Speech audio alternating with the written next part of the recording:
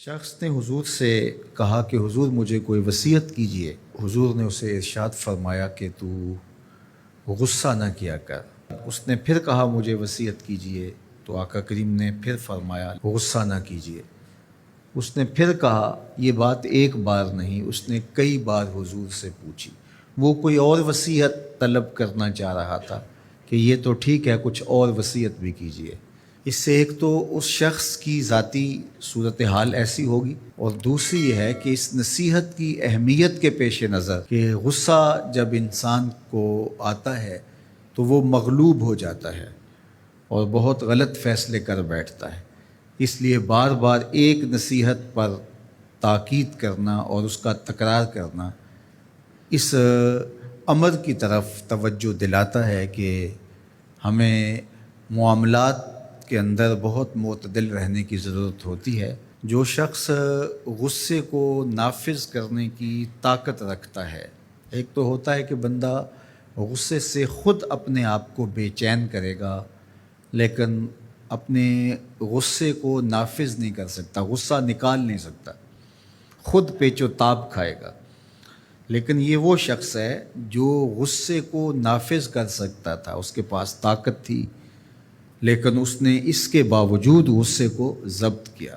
حضور علیہ السلام نے ارشاد فرمایا، قیامت کے دن اللہ تعالیٰ لوگوں کے سامنے اسے بلائے گا، تو اللہ تعالیٰ اسے اختیار دے گا کہ جنت کی حوروں میں سے جس کے ساتھ تم نکاح کرنا چاہتے ہو، جس کے ساتھ تم رہنا چاہتے ہو، تمہیں اس کا اختیار دیا گیا ہے، اس لیے کہ تم نے اپنے غصے کو ضبط کیا، اس کو نافذ کرنے کی طاقت کے باوجود۔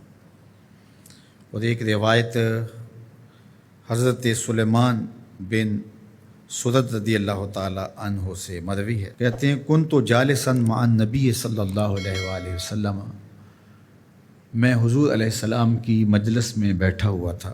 دو لوگ تھے، وہ آپس میں الجھ رہے تھے۔ ان میں سے ایک شخص کا چہرہ غصے سے سرخ ہو گیا، رگیں پھولی ہوئی تھیں، اور ایک دوسرے کے لیے سب و شتم کا ماحول پیدا ہو گیا تھا۔ اللہ کے رسول صلی اللہ علیہ وآلہ وسلم نے ارشاد فرمایا، میں ایسا کلمہ جانتا ہوں کہ اگر یہ کلمہ پڑھ لیں تو ان کا یہ غصہ زائل ہو جائے گا، ان کی جو کیفیت ختم ہو جائے گی۔ اور وہ کیا ہے؟ اعوذ باللہ من الشیطان الرجیم۔ یہ پڑھ لیں تو جو ان کے اندر ہے وہ چلا جائے گا۔ تو لوگوں نے اس شخص کو کہا جس کی رگیں پھولی ہوئی تھی اور غصے سے اس کا چہرہ سرخ ہوا جا رہا تھا کہ تعوذ پڑھو، اعوذ باللہ من الشیطان الرجیم پڑھو۔ اور یہ اللہ تعالیٰ نے قرآن مجید میں ارشاد فرمایا ہے کہ جب غصے سے انسان بے قابو ہو جائے تو اس کو چاہیے کہ وہ اپنے غصے سے باہر نکلنے کے لیے تعوذ پڑھے۔ ایک روایت میں ہے، اللہ کے محبوب نے ارشاد فرمایا، تم میں سے اگر کوئی شخص غصے میں آئے تو وہ خاموش ہو جائے، تو خاموشی سے غصے کا لیول نیچے آنا شروع ہو جائے گا۔ اور ایک روایت میں ارشاد فرمایا، جب تم میں سے کوئی شخص غصے میں ہو تو وہ کھڑا ہوا ہو تو وہ بیٹھ جائے، اور اگر اس کا غصہ اس سے زائل ہو گیا تو ٹھیک، ورنہ لیٹ جائے۔ یعنی اگر وہ کھڑا ہو تو بیٹھ جائے، اور اگر بیٹھنے کے باوجود بھی غصہ ختم نہیں ہونے پا رہا تو لیٹ جائے، خاموش ہو جائے، تعوذ پڑھے اور بیٹھ جائے یا پھر لیٹ جائے۔ تو یہ چار صورتیں غصے کو کم کر دیتے ہیں۔